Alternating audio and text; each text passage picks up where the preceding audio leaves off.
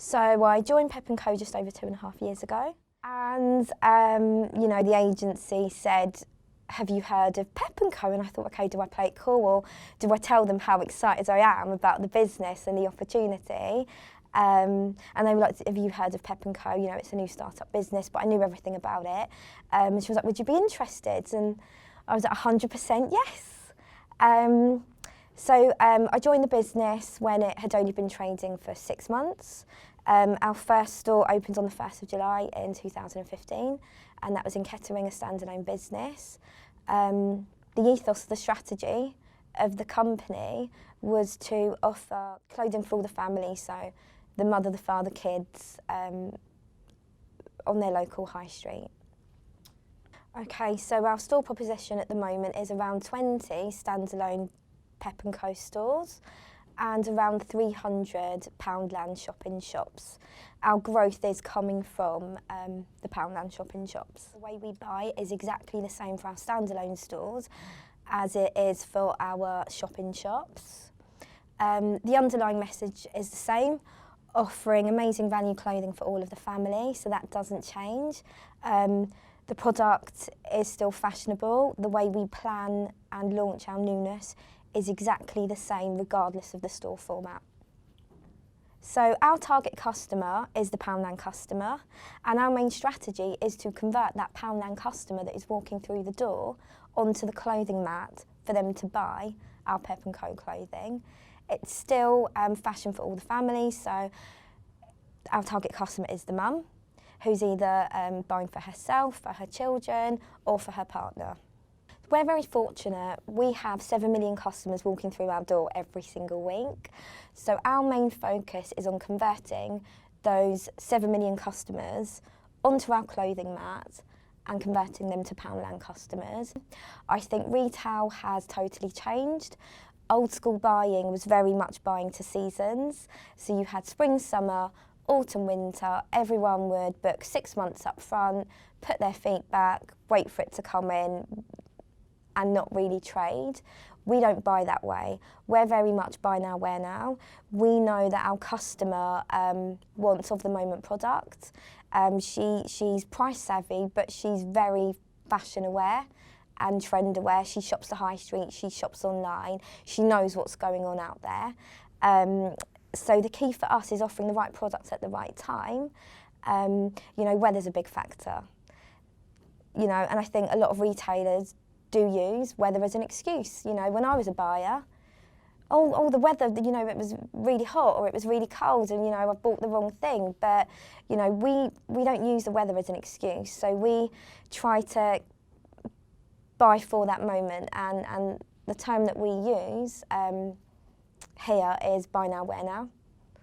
I think, you know, the only way that we can achieve that is by flexibility, agility. It's not just about trading into newness, it's managing the stock that you've committed to as well, keeping on top of your critical path, having strategic relationships with your suppliers so that, you know, we treat our suppliers as partners, and we would never call up our supplier and cancel an order just because it's not selling. It doesn't work that way.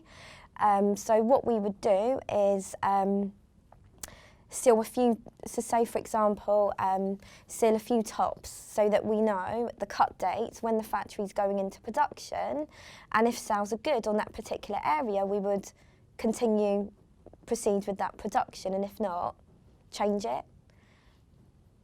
I think the key challenge for all of retail is Brexit, the uncertainty. It's a bit of an unknown. We don't know what the outcome's going to be, but I think the uncertainty is no different to any other retailer on the high street. The future for us is a positive one. We have history now.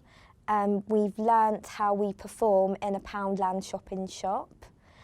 We've learnt how much volume we can sell. You know, our turnover is just over 100 million now. We are a top 20 volume fashion retailer, just behind Topshop, which is huge. 3 years ago, we didn't exist. The 7 million customers that are coming through the door every week in Poundland are shopping Pep. Of course, there's an opportunity to increase our conversion. Stock comes in and it sells out straight away. So we've already got a very good platform to build on, we just haven't bought enough. Our views on discounting is first price, right price. So when the customer walks into store, the first price they see is our honest price. We do not high-low promote. Of course, we offer multi-buys on product, but again, it's first price, right price. We mark down the same way the rest of the high street marks down at the end of the season, but we are a true value retailer with a first price, right price strategy.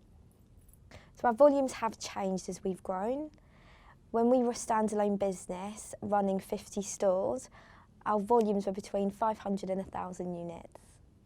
Now our volumes are up there with the big boys. A men's t-shirt programme's 5 million units, kids t-shirts 1 million units, jeggings 1 million units. We have a core legging that we sell for £3, that's over 1 million units. So our volumes are healthy, they're big volumes. So our pricing strategy is 95% of our range is £10 or under. Of course, we're in Poundland, so our prices start at £1. So our target customer is a woman. She's the mum of the family. She's around 35 years old, and she shops for herself as well as her family. We have an amazing kidswear range that starts at £1. Our baby offer is from newborn, and our kidswear range exits at age 13. Supermarkets are our competitors, although we are at least 2 price points cheaper than the supermarkets. I think the pricing architecture within supermarkets has changed. They're not true value. I think a few years ago they used to be, but we've seen their prices go up over the years. So in terms of true high street retailers, our main competitor is Primark. We know that we are their main competitor because they talk about us quite a lot.